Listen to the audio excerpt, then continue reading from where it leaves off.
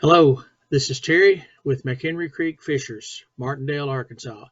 And today I want to talk to you about basic hazard classes, the 9 hazard classes DOT puts out, the placards and labels, basic recognition.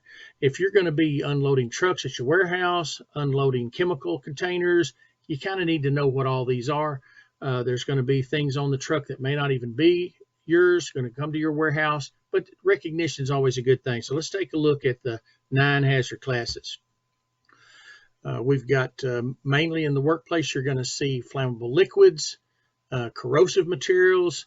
Some of these will have multiple divisions. And let's take a quick look at the entire thing here. Here's the little poster. You can find them anywhere on the internet, order them from DOT, anything. But here's the 9 hazard classes, and we're going to take a look at these pretty much one at a time as we go along. Now, on individual containers, we're going to get labels like drums, 5-gallon drums, buckets, 55s. This is going to identify the contents, and typically the DOT label is like 4x4 turned on a diamond. Here's this blown up a little, and you'll notice I've got some numbers here. The brake is 119 gallons. Now this is EPA, DOT. If your container capacity is less than 119 gallons, it's a non-bulk container. If it's more than 119 gallons, it is a bulk container. So our totes and tankers, these are bulk. Your drums, your buckets, hey, those are non-bulk. So that's how we'll be dealing with these. We looked at a drum that was non-bulk. Let's take a look at a little bit of bulk containers. Here's some totes on the left there. You're going to see that listed IBCs, intermediate bulk containers. And remember, 119-gallon capacity, not how much is in the tote, but the capacity. And these are typically your 330-gallon totes. Well, that's over 119, so there's some bulk containers. Now, non-bulk containers get labels. Bulk containers, placards. Now, there's always exceptions to the DOT rules, so we'll learn some of those. Here's a tanker also, and obviously a bulk container. So let's take a look at how this works. Over 119 gallons, it needs a placard on all 4 sides, right? Just like a transport, a big truck tanker going down the road has placards on all 4 sides, but a small tote, sure, that's the rule with the ID number. All bulk containers have an ID number in the placard, not just flammable liquid, but here's 1993, a generic, a full-size placard with the 4-digit ID, and you'll see this on tankers all the time. Now let's look at some exceptions for totes, IBCs. We can have placard with a number inside. We can have a flammable liquid placard, but it's going to be accompanied by the 4-digit ID. Remember, all bulk containers have to have the 4-digit ID. So here's some options that we can have. Let's take another look. On the left, we've got a tote with a placard with the 4-digit ID right by the rule. It's only on one side, on this one on opposite side. But on this other one here, we've got the tote with a label, but you see the 4-digit ID number listed there with it. And that could be on this orange with the black lettering, or it could be a white placard marker. So here's your bulk containers, your totes. We've got our placard with the number, or we got the label. This is an exception. We got the label with the 4-digit ID number displayed. And you'll see the arrow there. These are usually, you'll see that label also on the back side. Now, remember, placards and labels, these are for quick identification. That's what they're for. Quickly, I can identify. That's assuming I know what these are, and that's what we're fixing to learn. So here's our bulk versus non-bulk. Remember the 119, and they got to be displayed on all 4 sides. And typically on your tankers, a lot of times they'll be behind the tractor on the front of the trailer, and that's still legal because it's coupled, they call it. So let's take a look at these one at a time. There are 9, and number 1 is going to be explosives. I'm going to use a red circle around some specific chemicals as we go through here, specific hazard classes. And these are going to be in table 1, and we'll see that just a little bit. But table 1 are the more extreme chemicals, and these 1.1, 2, and 3 are the high explosives. 1.4, 5, and 6 are the lesser explosives. Here's an old picture, 1903 or something. We had a load of dynamite that blew up at the rail yard. So we came up with a rule a few years later about identifying high explosives. And this goes all the way back to, say, the Civil War. We've got some mules hauling nitroglycerin, and on old rough roads, they kept blowing up. So they started coming up with some springs in the bed, not shocks, but springs in the bed to keep that from happening. So self-protection, self-preservation caused us to make a couple of rules before there were any rules. So remember, hazard class 1 is explosives, and the high explosives are going to fall under table 1, and that'll make sense in a few minutes. Hazard class 2 is compressed gases, and there's going to be divisions, 2.1, 2, and 3. We're not going to spend a lot of time memorizing point numbers. It's just hazard class 2, and we have flammable gas, non-flammable gas, toxic by inhalation, inhalation hazard, and then also there's oxygen. Notice the red circle. Again, hazard class 2.3, toxic by inhalation, poisonous gas. These are going to be in table 1. Again, we'll get to that when we get through with the 9 hazard classes. Take a look at a few examples. Here's a propane truck with gas, hazard class 2.1. Bulk shipment, so there's your 4-digit ID number all the way around. You may also see this in some cylinders at your workplace. You could also have, there's in the middle, there's your propane bottle for like your barbecue grill or something. And the propane powered forklifts, there's that cylinder, and it'll be marked as such. Here's your non-flammable gas. A lot of times you'll see ammonia. The food processing facilities have ammonia under pressure for the refrigerant, and this is what you'll see. Farmers also on the left. Here's a small cylinder, stand up also. And then 2.3, there's our red circle, poisonous gas. Here is chlorine in a rail car, toxic ventilation or poisonous gas. Cylinders also, and notice the black diamond, 2.3, poisonous gas. That's going to be table 1 material. And if you have any kind of oxygen cylinder, it's going to have the yellow 2 also. So compressed gases, hazard class 2. Every workplace has a little bit of that to some degree. All right, let's move to hazard class 3, flammable and combustible liquids. There is a difference with EPA and DOT. The difference is going to be the flash point mainly, and that's going to be like 140 degrees. If your flash point's below 140, it's a flammable liquid. If your flash point's above 140, it's a combustible. If there's a real close in there at 139, 141, they'll include the boiling point also to determine the flammable liquid versus combustible. As we've already spoken, our bulk shipments are going to have the 4-digit ID number. There's no necessary divisions. It's always red 3, but there could be different things in the middle there, like the number. And here is, a lot of times we'll say gasoline tanker. This is the flammable liquid tanker. 1203 is gasoline. All chemicals have a 4-digit ID number, and that'll be displayed on all 4 sides of this tanker. Flammable liquid. Here's some small containers. DOT uses the term drum for about everything. These are 5-gallon buckets. Just says flammable liquid because it is a non-bulk container. Now let's examine this transport. I see a flammable liquid placard on the side, and the red circle in this one indicates that the placard's there, but it's on the trailer. It's kind of behind the tractor. That's all that means. Flammable liquid is not in table 1. But let's identify what's in this truck. Since it just says flammable and doesn't have a 4-digit ID, this box truck is probably hauling drums of a flammable liquid. And it doesn't matter how many drums you haul, it's the container size that falls under bulk or non-bulk. So this is probably drums or buckets.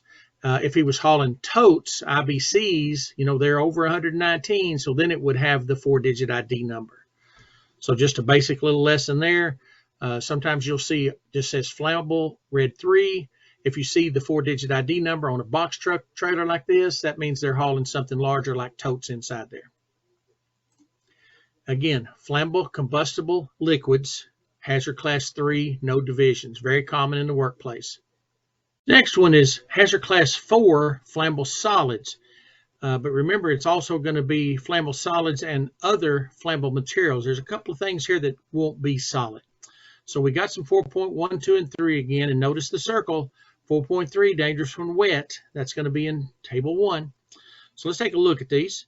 Here's some 4.1.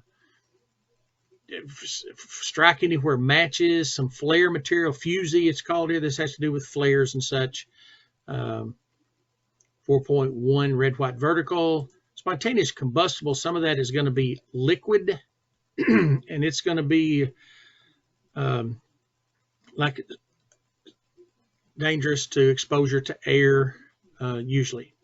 Spontaneous combustible, white over red, 4.2. Here's the other one. It's dangerous when wet. These are metals, sodium, magnesium, some aluminum dross, lithium.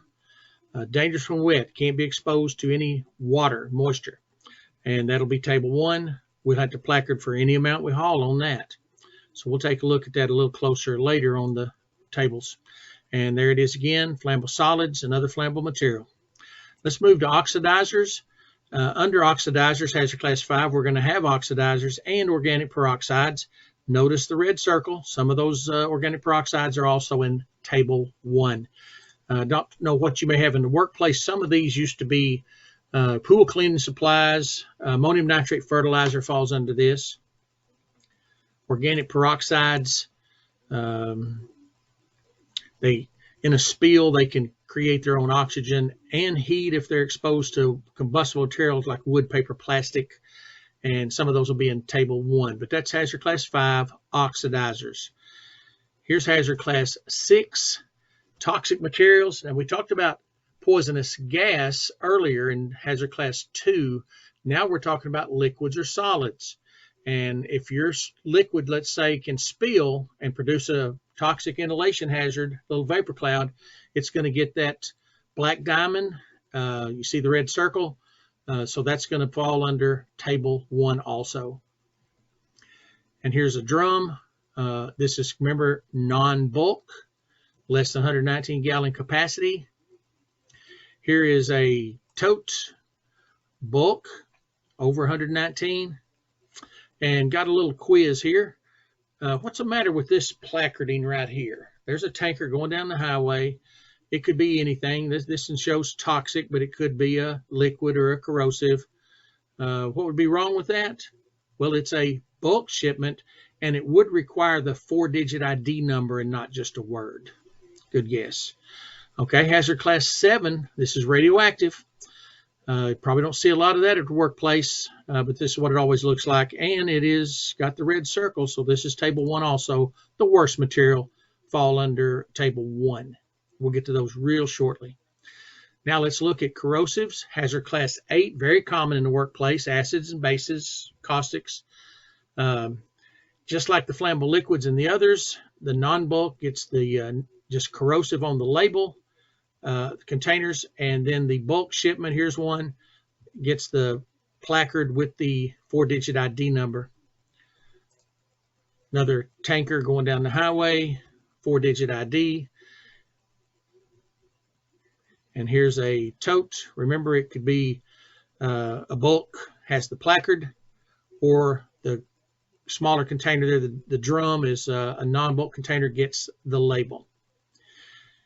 And there's one more, Hazard Class 9. It's kind of a catch-all leftover, miscellaneous. If your chemicals definitions do not fit the definition of the first 8, it goes under 9, black, white, vertical over plain.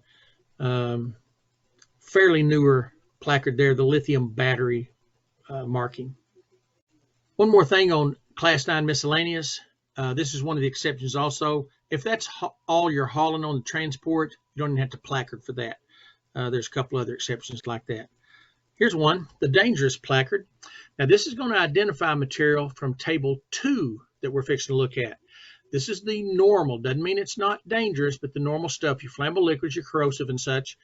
If we're hauling more than one hazard class from Table 2 that have to be placarded, we can just put the dangerous placard. For instance, if I pick up 2 drums of flammable liquid, approximately 800 pounds.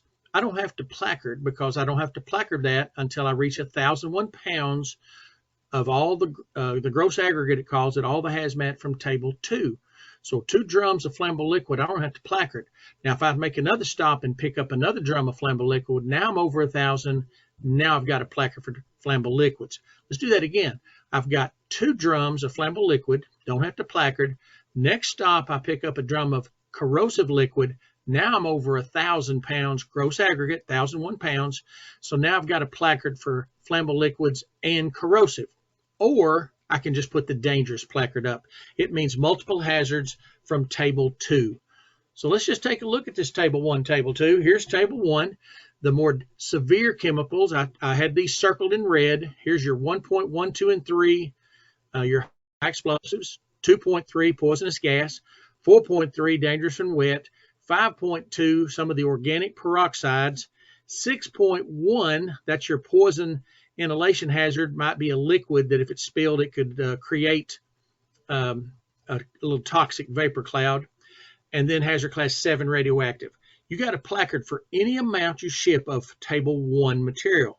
Doesn't matter how small the box is, got to be placarded no matter what. And the weight of that material doesn't count in the 1,001 pounds from table 2. So this is table 1, placard for any amount you haul.